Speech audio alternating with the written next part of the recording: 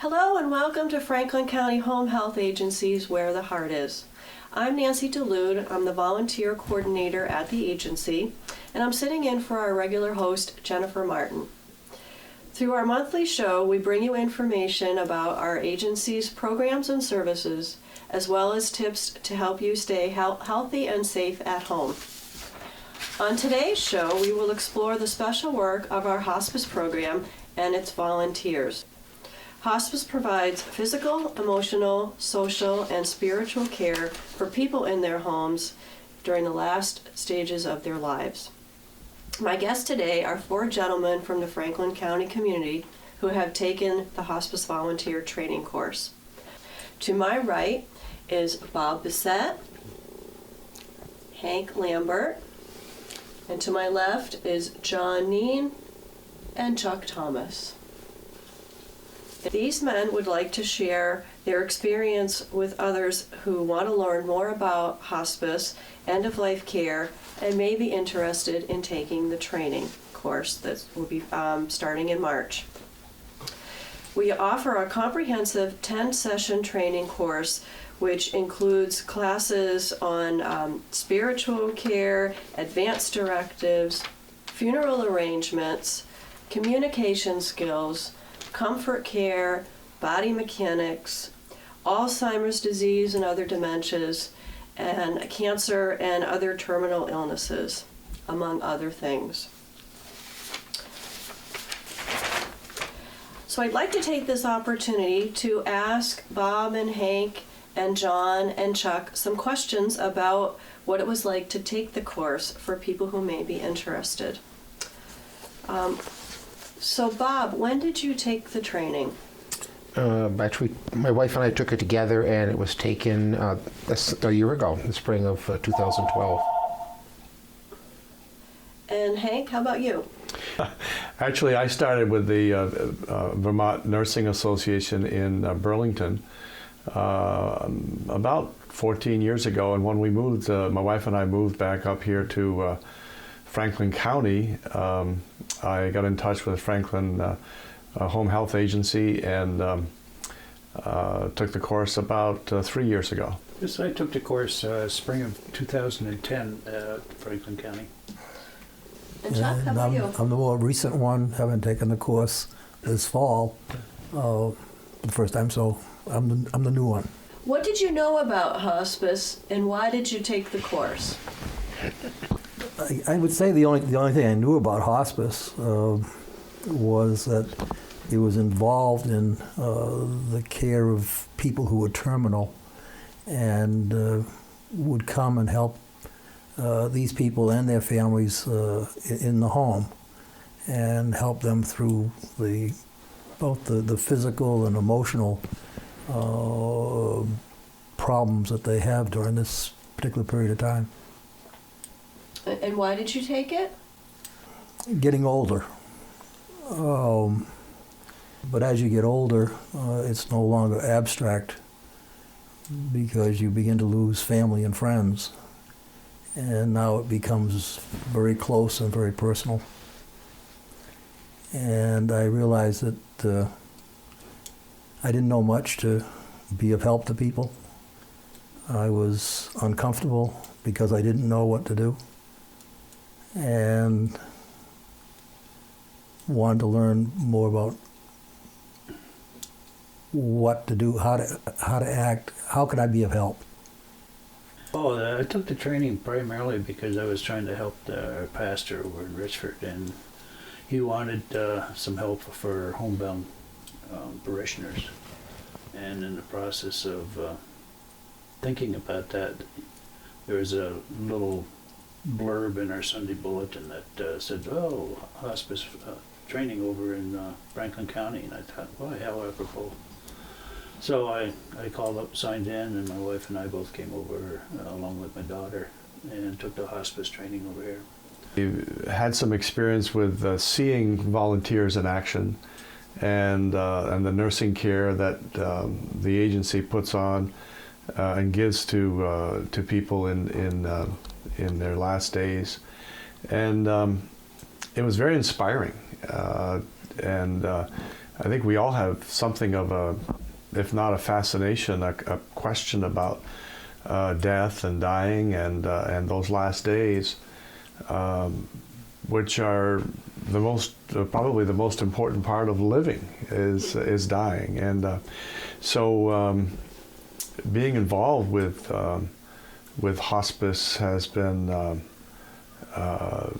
providing a number of answers to my questions and being of service, like you said, that you're there to help the family, to give them a little time to take a break and to actually sit with people in their last days. So it's a very I've heard a number of people who are volunteers say that you get more out of it than you give, and I think that's very true. My first experience, I guess, was with an uncle under the VNA in Winooski, who was under care for colon cancer, and then that was kind of the first experience. And then I was on the board for a while for Franklin County Home Health, and was well aware of the program that was well established and providing a very needed service in the community. A year ago, actually, April of 2011, a very close friend of ours, who actually happened to be the mother-in-law of our daughter, was diagnosed with lung cancer and actually died of the disease in September of 2011. So, and we were present with her for a lot of that journey, a bit externally, in that not in the home caring, but support. And we visited and so on, but we knew there was a real need there. Her family did very well, and with friends and so on, doing it, but that really saw the role of hospice. As a result of that, my wife and I had talked about it, and she was very interested in doing hospice training, and so we made the call to the agency. We're put in touch with you, and the rest is history. So we, from September of 2011, we signed up for the first class, which we were able to get to, which was in March of 2012, and did the training. So what are some important concepts that you learned during the course, Bob? Was the spiritual part of it, because I think it kind of put everything into perspective, is that death really is, it's kind of a cliche, the great equalizer. We could be there to support the family, as Hank already said, in any capacity that may be, to help their loved one, and they make that journey together. In this world we live in, religion practice oftentimes becomes divisive, or can be divisive, and I think that panel that included, a fundamental Christian, Roman Catholic priest, someone who's associated with the Jewish faith, someone of the Islamic Muslim faith, someone from the Native American faith, that they all they didn't speak of their religion, they spoke of what their faith would bring to the person in its individual way in that dying process. And the similarities as they spoke were amazing. Was some practical things like safety and how to actually work with a patient, helping the nurse, for example. But more important, I think, was the concept of learning how to listen. Not only listening to the patient, but listening to the family, and what their needs might be and what their concerns might be. And that was one of the important things, I think. I've always thought living was a fatal condition. And you start off in birth, moving from the womb to the world without any knowledge of what's coming. And now we get to the other end of your world with life, and you're getting ready for the hereafter, and you have very little idea what's going on there. But with a little training, I think it helps prepare those with faith or even without faith on passing to the afterlife. I was a completely empty cup. Was all new to me. And I think with each session, I found I could identify with some of the things being said, with things that I wish I had known previously, because I could remember circumstances and people that had I known that, I could have been more helpful. So what did you enjoy most about the course? Enjoyment comes from, if you have an objective and you achieve the objective, it's enjoyable. And so, as I say, I enjoyed the whole thing because my objective was more than met. So would you all recommend the course to others? I hear you saying course, and we talk about the course, and I think we should not give the people the impression that it's a studious and exams and a very hard thing to do. It's really conversational. Yes, there's instruction, and yes, you gain a lot from it, and you learn from it. But it's not a highly demanding evening over 10 evenings. So I think we all get something from it that is very helpful and practical and gets you to think. And for that reason, I would certainly recommend the course or the set of evening sessions. To anyone, even if they decide not to become a hospice volunteer. I think it's very informative. So.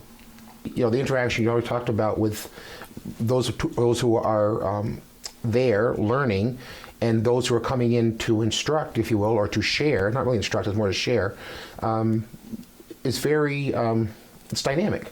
It's very dynamic. I think all the sharing that took place from those who were there to share with us added that whole dimension of, first of all, personalizing it.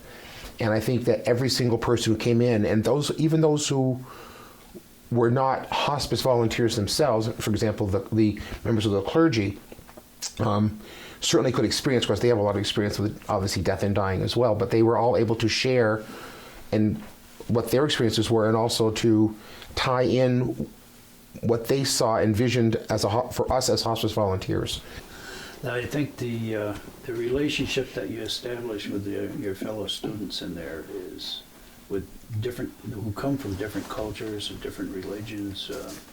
It's an experience that you don't normally get in the real world, because in the real world you're not usually talking on these subjects. And so I think it's very beneficial, and I enjoyed it very much. Maybe the term seminar is maybe more accurate, because for a seminar, you go and you sit at these seminars, you're there, it's a relaxed type of thing, you're there to learn, to have experiences broadened, that type of thing.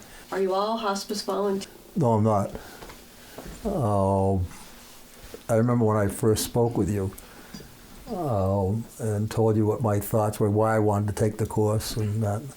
And I said at that time I wasn't sure whether I could be a volunteer or not, for various reasons. During the course, I remember one night I motioned you to come over, and I said to you, I don't think I can be a volunteer, at least not at this time. And we discussed that. So I guess I speak for a lot of people out there who might be thinking about the same things I was thinking about, and realizing they can fulfill their need for learning what they need to learn without feeling that the only way to do that is I must become a volunteer, and I ain't sure I want to do that other than to volunteer for my own family, my own friends. Our agency does offer this experience for anyone in the community over age 18 who would like to take this and learn more about end-of-life care. There's no obligation to become a volunteer, and so we at Franklin County Home Health Agency want to have that open to the community at large, because an educated community is a more closer knit community. And it's a very small community, and we are all connected in one way or another. And knowledge is empowering. So, John, are you a volunteer? It was basically accidental. As I mentioned earlier, the reason I took the course was so that I could help my pastor help some of the homebound people. And having taken the course, the volunteer part of it kind of just grew on me. Do you feel that the whole program is flexible enough to meet your needs? Oh, that certainly. there are different components of being a volunteer. You could do direct patient care only. You could be an administrative support person. You can help out with training. You could help out with events and fundraising that support our agency and the hospice program. You could do one of those. You could do all of those. We provide care to the place where people call home. Do you feel that we're able to meet your needs and your comfort level with providing care? I've been matched up with an individual in a care home here recently, and it worked out well for me because my walking isn't as good as it used to be, and balance isn't as good with arthritis and a few other problems. But anyway, I can get out there, I can visit, I can fetch them water or juices, push them around in a wheelchair. You can match the volunteer with the client, and I think you get a lot out that way. And the volunteer isn't forced into trying to provide something that the service provides, but the individual doesn't really feel comfortable with. Right, so it's your comfort level and environment that you will succeed in and you're comfortable in. I am a volunteer, and I really enjoy being a volunteer, and I give that enjoyment to the fact that I'm part of a professional team. From you, Nancy, who does all the coordination, to the professionals in the office, and the nurses and the therapists who go out into the community, to the training that's involved. As a hospice volunteer, I'm part of that network and part of that team. I feel well supported. If I have questions or concerns, I can turn to you or someone on the staff, and it's very satisfying. I get more out of it than I give. And what are some of the things that you have done as a volunteer, even just this year? I have vacuumed someone's living room. I've cleaned a sink because the family at the time needed that particular service. Right. So you've done patient care. Patient care as well, sitting with a patient. Talking with them, maybe fluffing their pillow, and that sort of thing, and that is so enjoyable. And but you ask the family, what can I do for you? Sometimes it's just giving the spouse or the family member some time by themselves to be there with the patient for an hour or two. To doing some housework, or reading. You can read to the patient, or play music. There's just some very practical, a lot of different things comforting things you can do. Yeah. Yep. Events. As a hospice volunteer, you helped out with the Blue Jean Ball, Blue our Jean annual Ball, fundraiser, that was, which helps to support our hospice program. Yeah, that was a lot of fun. And you sang at our Remembrance Service this year too, our Community Remembrance Service, in support. Yeah, there's lots of ways to be of service. We talked a little bit about was, I guess I consider myself a Franklin County Home Health Agency volunteer first, who happens to have a experience and specialty in hospice, so that my official training experience has been in hospice, but that I have other things I can offer. So that, for example, as of right now, I think my time as a volunteer is split about 50-50 between providing hospice care, which I thoroughly enjoyed, and helping with things with the agency, for the Memorial Remembrance Service. Sitting in the conference room at the agency, making what seemed like 100,000 little angels, assisting in that. There weren't really that many, but it was a great deal of fun. Again, sharing with other volunteers at the agency was very rewarding. And then preparing ornaments for the tree, which was part of the Festival of Trees that the agency put together to have a presence at that gala, and also to raise awareness of Franklin County Home Health Agency. And So what have you learned about death and dying and families, other parts of that, since you became a hospice volunteer? What hospice, the training experience, did for me was to kind of tie everything together. So it allowed me to use, take the comfort level I already had and increase that even more, and then be able to use that and to be able to go outside the family, if you will, to provide that for people in the community who also have the need. Well, what comes to mind is the great Elizabeth Kubler-Ross, who wrote a book about death and dying, and I had read that and knew and could absorb her thinking about those 4 steps, 5 steps that people typically go through. And then to experience it, that yes, people do go through these stages, was kind of an awareness that came about as a result of actual experience. And with that, and with the training, there's a new sense of compassion, I think, that I had that I didn't have before. The different faiths and what they see coming as an afterlife.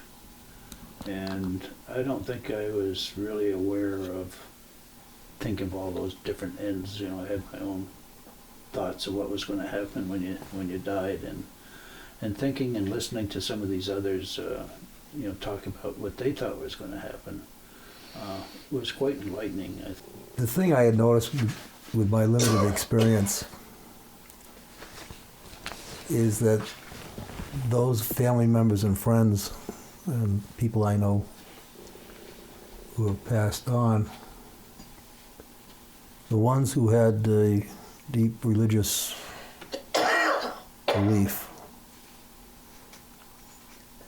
had a much easier time of it. I had one very, very close friend of mine who had cancer of the esophagus. And we talked quite a bit until the last week. And deeply religious guy, always was. And he used to cheer me up. And he used to tell me he wished that everybody could be as happy as he was. The death part of it, I already had a good handle on that part of it. Right. I didn't have the handle on what comes before that. And that's what the hospice seminar did for me. Do your friends and family ever ask you what it's like to be a hospice volunteer? And my response typically to them is, it was wonderful. It was a wonderful experience, and it was very helpful, I think, both from what we wanted to do as volunteers, but also as personally. And if they had questions, they really should contact you and sign up, because I think it was a very, there's no one who's not touched by death. What the training, the experience that we went through, the 30 hours, would help anyone to understand the journey that we're all on, and we're all going to end the same way, and just help them to answer their own questions and be able to answer the questions of those that they may encounter. 2 words come to mind. One is privilege. I tell people that this is a real privilege, and the other is the joy I get out of being with people in a time of need. So it's kind of selfish to think about my privilege and my joy, but that's what I tell people. I think one of the major things I think I got out of it, because I can remember specific instances, just the mere fact that I was with somebody in those times of need, and they smiled, and it just got me in the heart. Melts your heart, doesn't it? Mm-hmm. Melted my heart. Do you suppose that as men, maybe you might not talk about things that you do? I think it's, as men, we tend to be much more closed. I think that, we just part of our nature. But I think there are a lot of men out in our community, particularly Franklin County, who are very caring. That's just, they just are. And I think that hopefully our gathering here today, our speaking about it, will encourage those individuals to come out and to volunteer, or at least test the waters, I guess, because the need is great, and there's not a lot of us, particularly men, who are doing it. I think it's I would encourage those individuals to think about that. Men do have a tendency to be closed and not so sharing, but I would just tell anyone, including men, that it's an opportunity to serve. It's hands-on. You're dealing with real people in a time of need. It's being with people, and it can mean so much to them as well as to yourself. Helping somebody that wants to help and needs to help, and I don't share too much. Yeah, I'm probably an expert at keeping things close to the vest. We usually keep those feelings to ourselves because we find it uncomfortable to show. We weren't taught to show them. And so I think it's extremely important to be aware of that, to realize that other men feel the same way, and they feel sometimes much more comfortable being with another man, and you can share with another guy more things. Your life's experiences are closer. And there are times when you need that. So I think that's where men taking part in this type of thing bring a unique service. The moment of death is the most important, dramatic moment of a person's life because it's finality. Sometimes it may be nice to have somebody next to you that you can talk to, besides your clergyman. I'd like to thank our panelists for sitting with us and sharing from their heart to help educate our community on such a valuable tool in life as taking our hospice volunteer training course, seminar experience. So our next 10-session course will start in March.